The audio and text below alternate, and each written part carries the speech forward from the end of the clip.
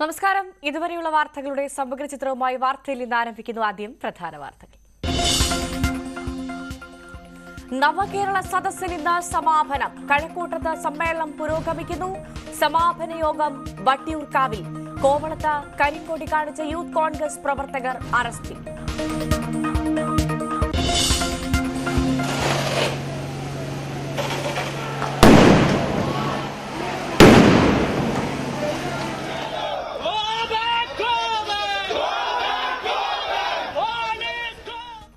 യുദ്ധക്കളമായി തലസ്ഥാനം. കെപിസിസിയുടെ DGP office മാർച്ചിൽ വൻ സംഘർഷം. നേതാക്കൾക്ക് ദേഹാസ്വാസ്ഥ്യം. പോലീസ് നടപടി ആസൂത്രിതമെന്ന് ചെന്നിത്തലയും തരൂരും.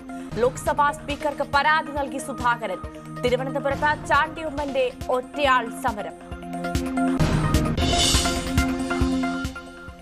ആലപ്പുഴയിൽ യൂത്ത് കോൺഗ്രസ് പ്രവർത്തകരെ മർദ്ദിച്ച സംഭവത്തിൽ കേസെടുക്കണമെന്ന് കോടതി. മുഖ്യമന്ത്രിയുടെ ഗൺമാൻ അനിലിനും സുരക്ഷാ ഉദ്യോഗസ്ഥർക്കുമെതിരെ കേസെടുക്കാൻ നിർദ്ദേശം. വിശദാംശങ്ങൾ. നവകേരള സദസ്സ് അതിന്റെ അവസാന ഘട്ടത്തിലേക്ക് കടക്കുകയാണ്. കഴക്കൂട്ടം ഗ്രീൻഫീൽഡ് സ്റ്റേഡിയത്തിലാണ് കഴക്കൂട്ടം മണ്ഡലത്തിലെ പരിപാടി.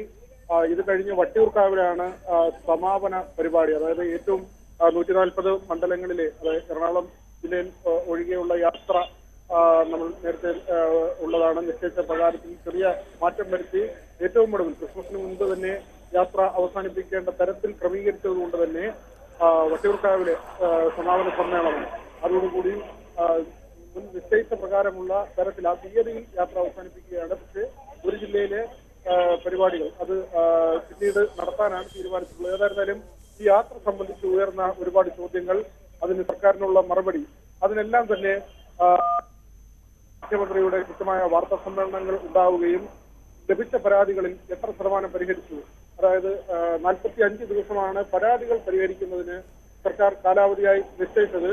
അതിൽ ഏതാണ്ട് പകുതിയിൽ താഴെ മാത്രം, ചെറിയൊരു ശതമാനം മാത്രമാണ്, 4/1 പരാതികൾ മാത്രമാണ് ഇതുവരെ പരിഗണിക്കാൻ, അത് പരിഹരിക്കുന്നതിനുമുള്ള നടപടികളിലേക്ക് കടക്കാൻ കഴിഞ്ഞിട്ടുള്ളതായി നമുക്ക് അറിയാൻ കഴിയുന്നത്. പക്ഷേ നിശ്ചയിച്ച പ്രകാരം തന്നെ ഇതിന്റെ ഈ പരാതികൾ പൂർത്തിയാക്കുന്നതിനുള്ള നടപടികൾ സർക്കാരിന്റെ ഭാഗത്ത് നിന്ന് ഉണ്ടാകുമോ, അതിന് സർക്കാർ കൈക്കൊള്ളുന്ന സാധാരണക്കാരൻ നൽകിയ പരാതികളാണ്. പലപ്പോഴും സർക്കാർ ഓഫീസുകൾ കയറി ഇറങ്ങിയിട്ട് പോലും നടക്കാത്ത കാര്യങ്ങൾ അതിൽ ഉണ്ട്.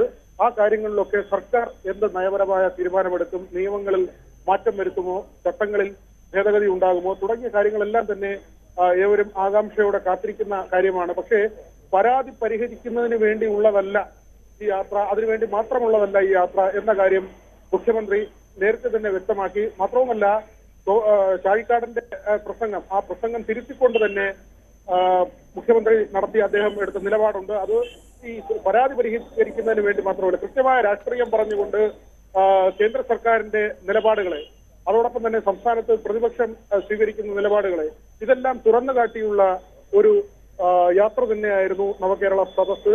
ആ ഒരു വിലയിരുത്തൽ തന്നെയാണ് ഇടത് ക്യാമ്പിനുള്ളത്.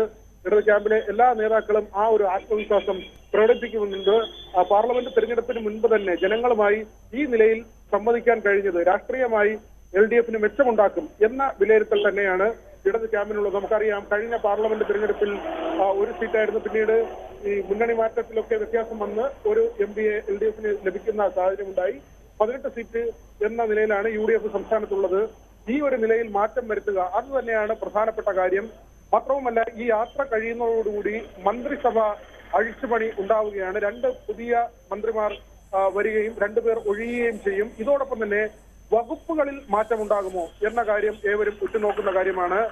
സർക്കാർ മുഖം മിനുക്കുന്നു, ജനങ്ങളെ മുഖാമുഖം കണ്ട് ഈ യാത്ര അവസാനിപ്പിക്കുന്നു എന്ന LDF ക്യാമ്പിന്റെ ആത്മവിശ്വാസം, അത് ഒരു വശത്ത് നിൽക്കുമ്പോൾ തന്നെ അടിമുടി സംഘർഷഭരിതമായ ഒരു യാത്ര, കേരള രാഷ്ട്രീയം ഇതുവരെ കണ്ടിട്ടില്ലാത്ത തരത്തിൽ ഒരു മുഖ്യമന്ത്രി നടത്തുന്ന യാത്ര, ഒരു രാഷ്ട്രീയ യാത്ര, ഒരു മുന്നണിയുടെ യാത്ര മാറി എന്നത് തന്നെയാണ് ഏറ്റവും പ്രധാനപ്പെട്ട കാര്യം. ലാത്തി ചാർജിന്റെ ബഹളമായിരുന്നു.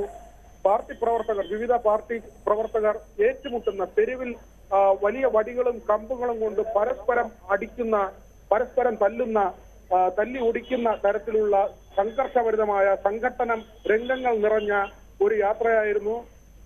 പ്രത്യേകിച്ച് തെക്കൻ ജില്ലകളിലേക്ക് കടക്കുമ്പോൾ അടിയും പ്രത്യാക്രമണവും ഉണ്ടാകുന്നതാണ്. ആദ്യ ഘട്ടത്തിൽ കരിങ്കൊടി പ്രതിഷേധമുണ്ടാകുമ്പോൾ പോലീസ് അവരെ മർദ്ദിക്കുകയോ ഒഴിവാക്കുകയോ ചെയ്യുന്നു. അതോടൊപ്പം തന്നെ ഡിവൈഎഫ്ഐ പ്രവർത്തകർ പല സ്ഥലങ്ങളിലും ഹെൽമറ്റ് കൊണ്ടും ചെടിച്ചട്ടി കൊണ്ടും ഈ പ്രതിഷേധക്കാരെ തല്ലുന്നു. പക്ഷേ അടിക്ക് തിരിച്ചടി എന്ന നിലയിലേക്ക് പിന്നീട് കാര്യങ്ങൾ മാറി. യൂത്ത് കോൺഗ്രസുകാർ കൊല്ലത്ത് വടികൊണ്ട് തന്നെ തിരികെ LDF പ്രവർത്തകരെ. ഈ പരിപാടിയുടെ ഘടന തന്നെ എല്ലാവരെയും സഹകരിപ്പിക്കുന്നതായിരുന്നു. ഇവിടെ അധ്യക്ഷത വഹിക്കുന്നത് ഇവിടുത്തെ MLA ആണ്. എല്ലാ മണ്ഡലത്തിലും അധ്യക്ഷത വഹിക്കേണ്ടത് അവിടുത്തെ MLA ആണെന്നാണ് ഞങ്ങൾ കണ്ടത്. ഈ പരിപാടിയുടെ സംഘാടന ചുമതല ഓരോ മണ്ഡലത്തിലും പ്രധാനമായി വഹിക്കേണ്ടത് MLA തന്നെയാണ്. അപ്പോൾ അതത് മണ്ഡലത്തിലെ MLAയുടെ നേതൃത്വത്തിൽ സംഘാടനവും പരിപാടി നടത്തലും ഒക്കെയാണ് ഉദ്ദേശിച്ചത്. അങ്ങനെ വരുമ്പോൾ 41 മണ്ഡലങ്ങളിൽ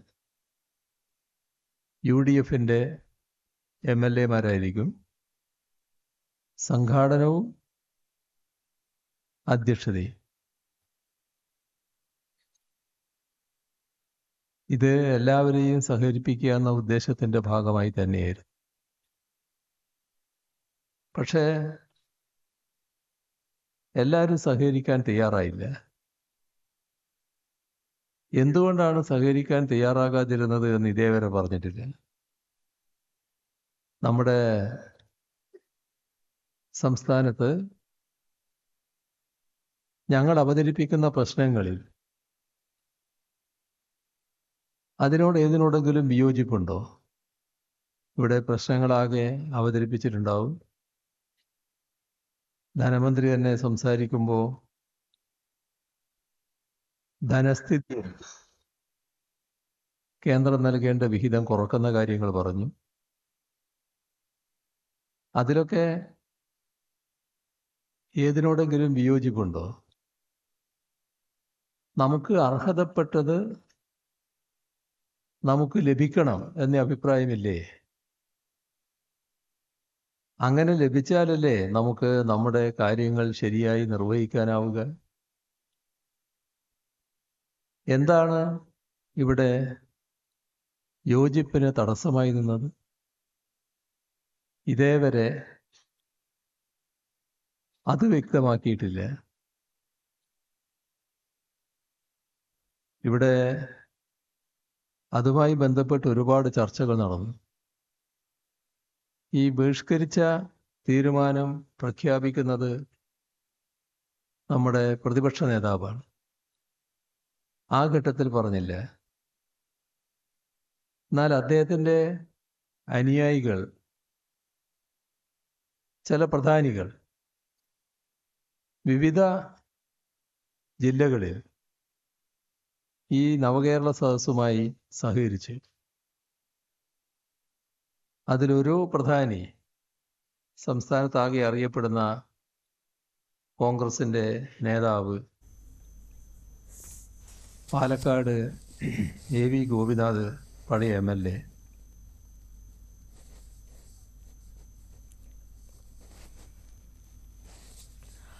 നവകേരള സദസ്സ് തിരുവനന്തപുരം മണ്ഡലത്തിൽ പര്യടനം തുടരുമ്പോൾ കഴക്കൂട്ടം മണ്ഡലത്തിൽ മുഖ്യമന്ത്രി പിണറായി വിജയൻ സംസാരിക്കുകയായിരുന്നു. നവകേരള സദസ്സിന് ഇന്ന് സമാപനം കൂടിയാണ്. ആ വാർത്തയിലേക്ക് നമുക്ക് തിരികെ എത്താം. അതിനു മുൻപ് മറ്റു വാർത്തകൾ നോക്കാം. യുദ്ധക്കളമായി തലസ്ഥാനം. KPCC സംഘടിപ്പിച്ച DGP ഓഫീസ് മാർച്ചാണ് വൻ സംഘർഷത്തിൽ കലാശിച്ചത്. പോലീസിന് നേരെ പ്രവർത്തകർ കല്ലെറിഞ്ഞതിന് പിന്നാലെ പോലീസ് ജലപീരങ്കിയും കണ്ണീർവാതകവും പ്രയോഗിക്കുകയായിരുന്നു. പ്രതിപക്ഷ നേതാവ് VD സതീശൻ പ്രസംഗിക്കുന്നതിനിടെയായിരുന്നു പോലീസിന്റെ നടപടി.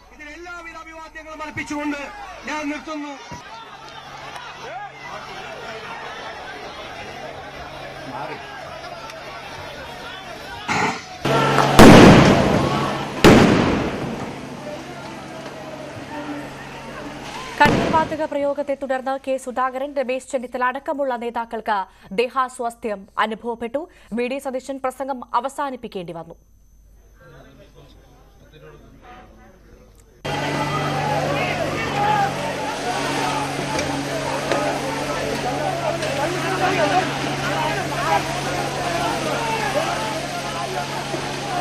പോലീസിനെതിരെ അതിരൂക്ഷ വിമർശനവുമായി നേതാക്കൾ രംഗത്തു വന്നു. മുൻകൂട്ടി തീരുമാനിച്ചതനുസരിച്ചാണ് പോലീസ് നടപടിയെന്ന് നേതാക്കൾ ആരോപിച്ചു.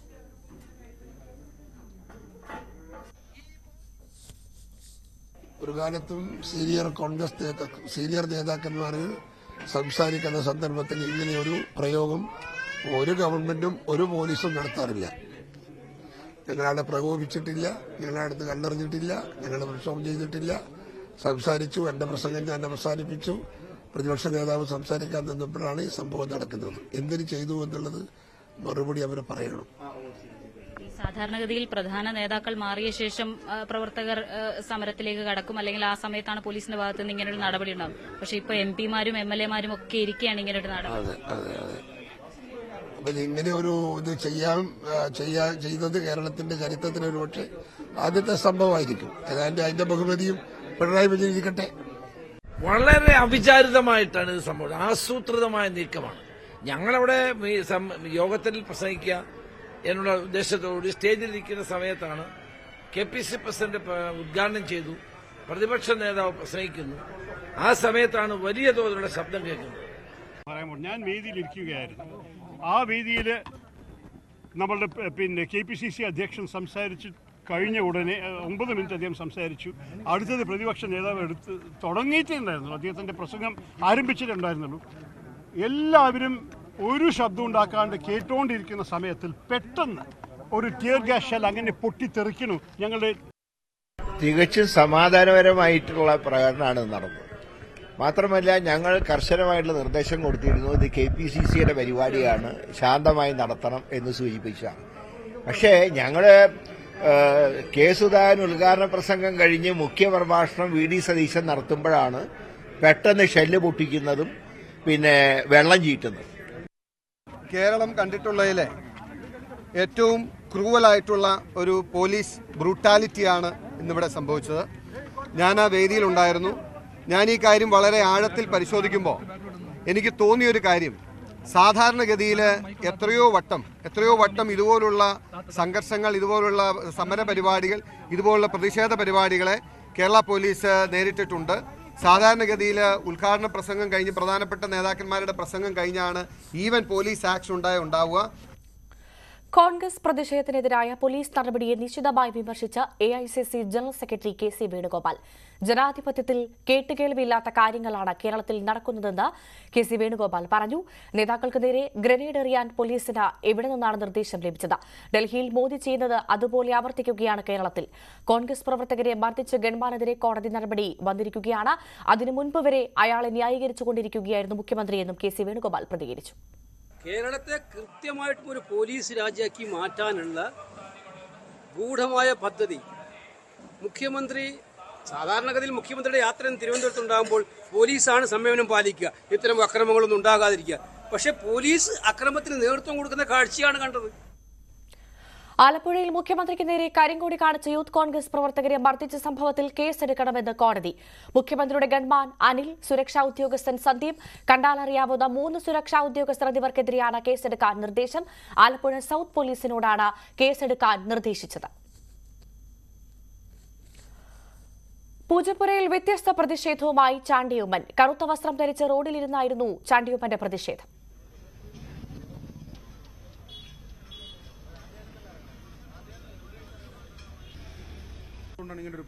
എന്തുകൊണ്ടൊരു പ്രതിഷേധം പാടില്ല? ഇപ്പൊ ഏറ്റവും അവസാനം എന്റെ ഒരു സഹപ്രവർത്തകൻ ഇവിടെ കറുത്തിട്ട് വന്നപ്പം നിൽക്കാൻ പാടില്ല എന്ന് പറയുന്നു. അതാണ് പ്രതിഷേധ കാരണം. അതിന്റെ ട്രിഗർ അതാണ്.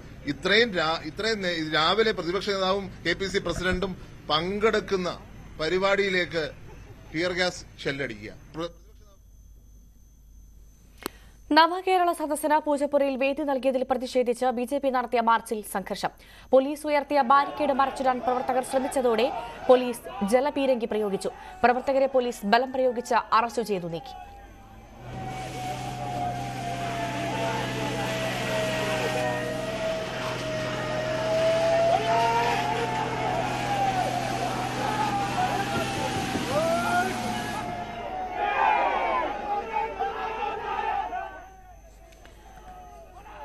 യുവമോർച്ച നടത്തിയ സെക്രട്ടേറിയറ്റ് മാർച്ചിൽ സംഘർഷം. ബാരിക്കേഡ് ചാടിക്കടക്കാൻ ശ്രമിച്ച പ്രവർത്തകർക്ക് നേരെ പോലീസ് ജലപീരങ്കി പ്രയോഗിച്ചു.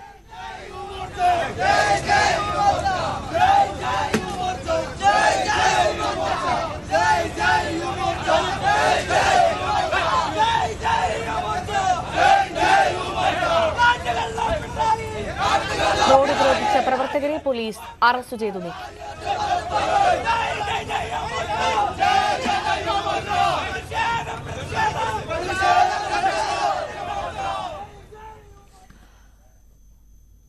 കോവളത്ത് മുഖ്യമന്ത്രിയെ കരിങ്കൊടി കാണിക്കാനെത്തിയ യൂത്ത് കോൺഗ്രസ് പ്രവർത്തകരെ അറസ്റ്റ് ചെയ്തു. സംസ്ഥാന സെക്രട്ടറിമാരായ അരുൺ, ഹിസ്വാൻ ഉൾപ്പെടെ 25ഓളം യൂത്ത് കോൺഗ്രസ് പ്രവർത്തകരെയാണ് പോലീസ് അറസ്റ്റ് ചെയ്തത്. വിഴിഞ്ഞത്ത് വനിതകൾ ഉൾപ്പെടെ 15ഓളം യൂത്ത് കോൺഗ്രസ് പ്രവർത്തകരെയും പോലീസ് അറസ്റ്റ് ചെയ്തു. പൂന്തുറയിൽ കരിങ്കൊടി പ്രതിഷേധം സംഘടിപ്പിച്ച ജില്ലാ Congress committee general secretary Vinod Yesudas, youth Congress നിയോജക മണ്ഡലം പ്രസിഡന്റ് സുരേഷ് സേവ്യർ ഉൾപ്പെടെയുള്ളവരെയും പോലീസ് അറസ്റ്റ് ചെയ്തു. കഴക്കൂട്ടത്ത് കരിങ്കൊടി പ്രതിഷേധത്തിനെത്തിയ യൂത്ത് കോൺഗ്രസ് സംസ്ഥാന സെക്രട്ടറി മനോജ് മോഹൻ, അനീഷ് ചെമ്പടതി എന്നിവരും അറസ്റ്റ് ചെയ്തു.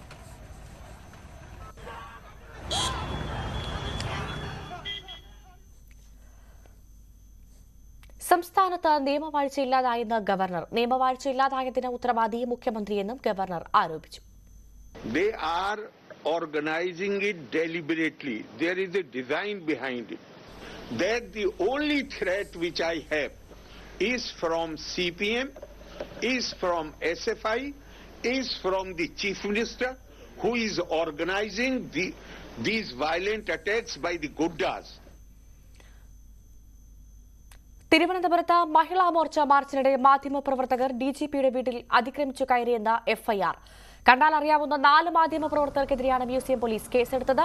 പോലീസ് മേധാവിയുടെ വസതിക്കുള്ളിൽ പ്രവേശിച്ച മഹിളാ മോർച്ച പ്രവർത്തകർ പ്രതിഷേധിച്ച സംഭവത്തിൽ 3 പോലീസുകാരെ സസ്പെൻഡ് ചെയ്തു.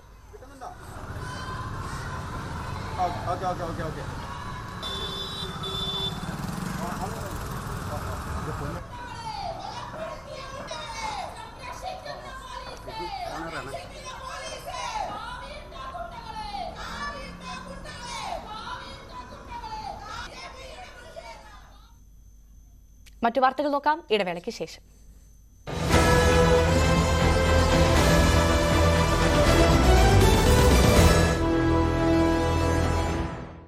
സീരിയൽ സെൻസറിങ് വേണമെന്ന് ഇടയ്ക്ക് പറഞ്ഞതൊക്കെ ഒരു വിവാദവും ഒക്കെ ഉണ്ടായിരുന്നല്ലോ. കുഞ്ഞുങ്ങളൊക്കെ ഇത് കണ്ടു വളരുന്ന ഒരു തലമുറയാണ്. അപ്പോൾ അതിനെക്കുറിച്ചുള്ള ഒരു ആശങ്കയാണ് ഞാൻ പ്രകടിപ്പിച്ചത്. അതുകൊണ്ടാണ് ചില സീരിയലുകളെക്കുറിച്ച് എൻഡോസൾഫാനെ പോലെ നമ്മുടെ ചില സീരിയലുകൾ അപകടകരമാണെന്ന് ഞാൻ പറഞ്ഞു. സീരിയലുകൾ നടക്കുന്നത് കാവ്യവൽക്കരണമാണെന്നും നടി ഗായത്രി വർഷ പറഞ്ഞിരുന്നു. അതിനകത്തിപ്പോൾ ഒരു ബോധപൂർവം എന്തെങ്കിലും ഇങ്ങനെ കുത്തിച്ചെലുത്തുന്നതായിട്ടൊന്നും എനിക്കങ്ങനെ അഭിപ്രായമില്ല. IFFയുടെ ചെയർമാൻ മാടമ്പിയാണ്. എന്നോട് ഉള്ളൊരു സമീപനമൊക്കെ ഏറ്റവും നല്ല സൗഹൃദത്തിൻ്റെ സ്നേഹത്തിൻ്റെയാണ്. അതുകൊണ്ട് എനിക്കങ്ങനെ ഒരിക്കലും തോന്നിയിട്ടില്ല. അദ്ദേഹം തെറ്റിദ്ധരിക്കപ്പെട്ടിട്ടുണ്ടോ? അദ്ദേഹം പലപ്പോഴും പറയുന്ന കാര്യങ്ങൾ മറ്റുള്ളവർ ആ രീതിയിൽ ആ അർത്ഥത്തിലൊന്നും ആയിരിക്കില്ല ചിലപ്പോൾ എടുക്കുന്നത്. രാഷ്ട്രീയം മനസ്സിലുണ്ട്. പ്രത്യയശാസ്ത്രത്തിലാണ് എനിക്കൊരു പ്രത്യാശയും പ്രതീക്ഷയും അതിനോടാണ് എനിക്കൊരു ആഭിമുഖ്യവും ഒക്കെ ഉള്ളത്.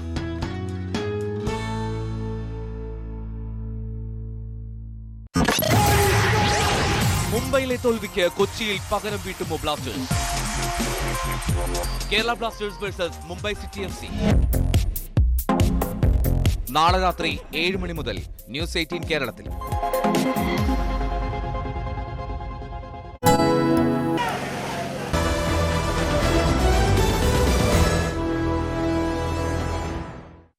തിരികെ വാർത്തയിലേക്ക് വരുമ്പോൾ ശബരിമല വാർത്തകൾ നോക്കാം.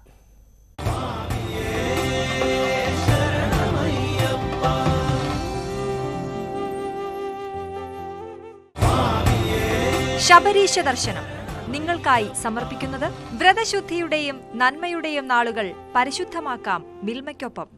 മിൽമ, കേരളം കണികണ്ടുണരുന്ന നന്മ. സന്നിധാനത്തേക്ക് ഭക്തജന പ്രവാഹം. പമ്പ മുതൽ സന്നിധാനം വരെ കടുത്ത നിയന്ത്രണങ്ങളുണ്ട്. 10 മണിക്കൂറിലധികം സമയമെടുക്കും പമ്പയിൽ നിന്നും ഭക്തർക്ക് സന്നിധാനത്തെത്താൻ.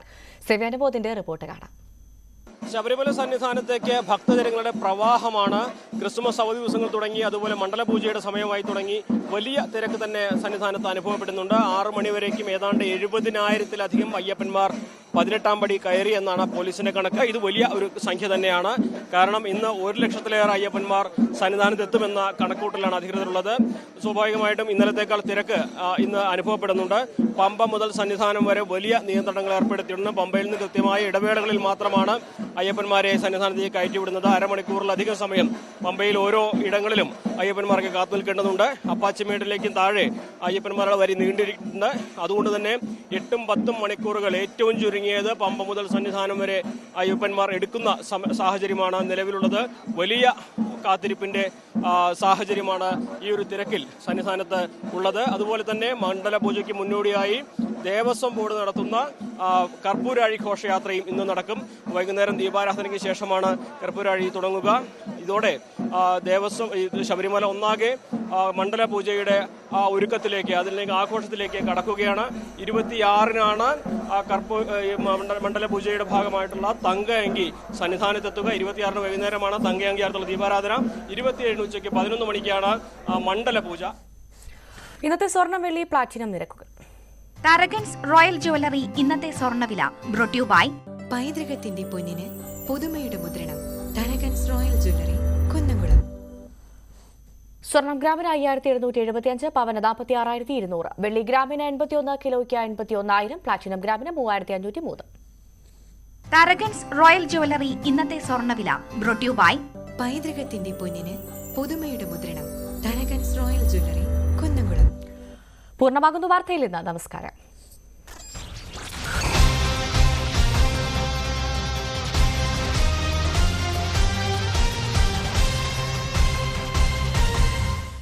പതിറ്റാണ്ടുകളായി മലയാളി കേട്ടുകൊണ്ടിരിക്കുന്ന ശബ്ദമാണ്. മർത്യനായി ഭൂമിയിൽ പിറന്നു സ്നേഹദൈവം.